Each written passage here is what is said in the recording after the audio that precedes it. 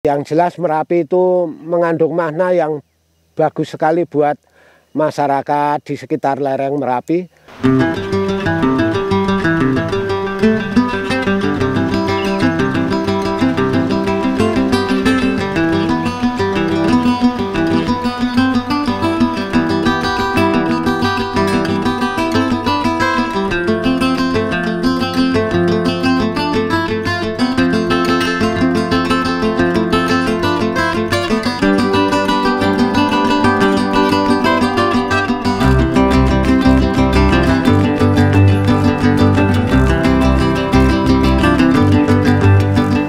Halo pemirsa, dimanapun Anda berada, senang sekali jumpa di kanal yang berbagi tentang informasi kebumian kita. Gunung berapi dalam arti sesungguhnya adalah fenomena geologis, fenomena alam, dan sekaligus siklus alam yang akan terus berlangsung hingga akhir zaman.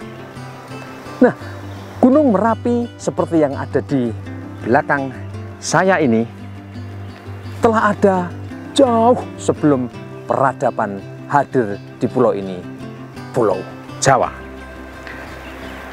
Ia tumbuh beribu hingga berjuta tahun, di mana posisinya sekarang menjadi segitiga tapal batas wilayah Jawa Tengah dan daerah istimewa Yogyakarta. Dalam perspektif kebudayaan dan peradaban manusia, Gunung Merapi tentu saja bukan hanya semata fenomena kebumian. Ia hidup sebagai sebuah spirit dalam masyarakat yang tinggal di sekelilingnya dengan segala sudut pandang mereka. Kesuburan, kemakmuran tumbuh bersama bahaya yang dibawanya. Ia benar-benar simbol siklus hidup yang nyata. Petani, seniman, geolog, vulkanolog, budayawan, rohaniwan, penambang pasir batu, pencari rumput, pecinta alam, dan siapapun memiliki cara dan tafsir masing-masing tentang Gunung Merapi. Inilah aneka kisah tentang manusia Merapi.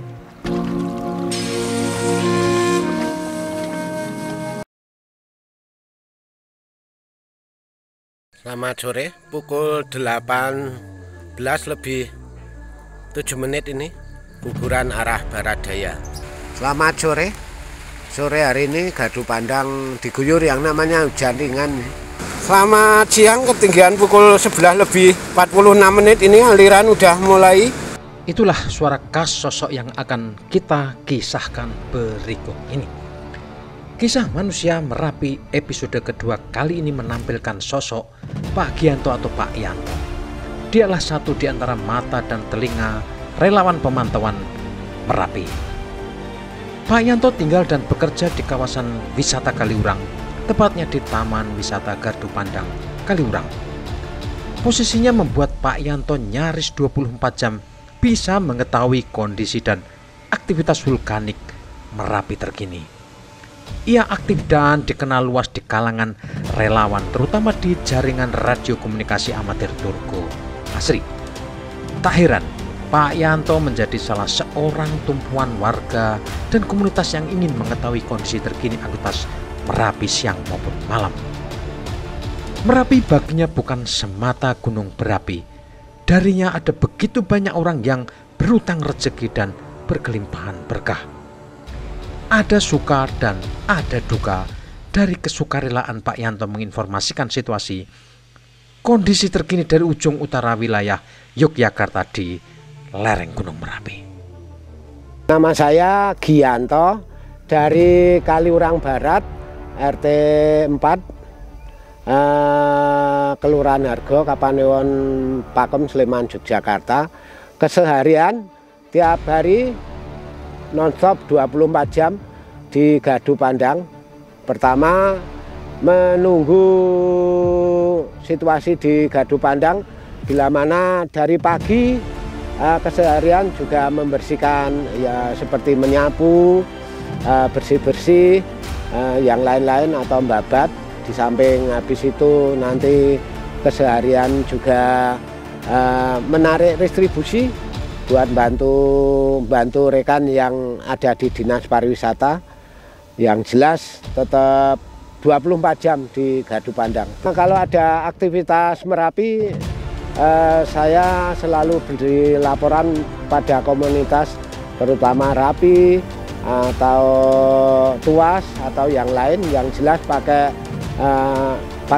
kadang pakai HT, kadang juga pakai sejenis HP untuk di video, dikirimkan ke grup-grup yang barangkali untuk informasi berguna, bermanfaat bagi rekan-rekan yang di bawah, begitu. Nah, biasanya apa aja Pak yang dilaporkan atau dibagi informasinya? Kalau seperti pas waktu cerah itu kalau mulai dari pagi itu kalau cerah ya cuma laporan situasi seputaran Gardu Pandang, di samping cuaca di atas juga tidak ada guguran, barangkali tetap ada info begitu. Nanti kalau ada guguran barangkali juga menginfokan masyarakat sekitar, utama di samping pada rekan-rekan yang monitor di prevensi atau di radio-radio lokal atau di dalam video HP begitu, Mas. Ya. Terus suka dukanya Pak selama ini selain bekerja di sini kemudian juga berbagi informasi tentang aktivitas Gunung Merapi, pantauan. Suka dukanya apa, sukanya apa, dukanya apa? Kalau sukanya itu banyak rekan, banyak pengunjung, memberi informasi pada pengunjung, barangkali mau ke Gardu Pandang itu apa yang mau ditonjolkan. Yang jelas kalau di Gardu Pandang yang ditonjolkan kalau pas cerah view Merapi, bisa melihat Merapi. Sukanya itu bergomong dia sama rekan-rekan, dukanya ya barangkali kalau pas erupsi besar itu dukanya nanti pada ya yang jelas memberi info, di samping memberi info juga kita harus saling sambang pantau atau waspada, barangkali guguran arah ke selatan atau kemana. Kalau arah ke selatan otomatis kita harus siap-siap lari begitu. Ya, terus ini Pak Yanto, kalau menurut Pak Yanto sendiri itu apa sih maknanya Gunung Merapi ini? Makna secara harfiah maupun secara katakanlah spiritual itu apa? Kalau saya ya Mas, infonya kalau saya tetap yang jelas Merapi itu mengandung makna yang bagus sekali buat masyarakat di sekitar lereng Merapi.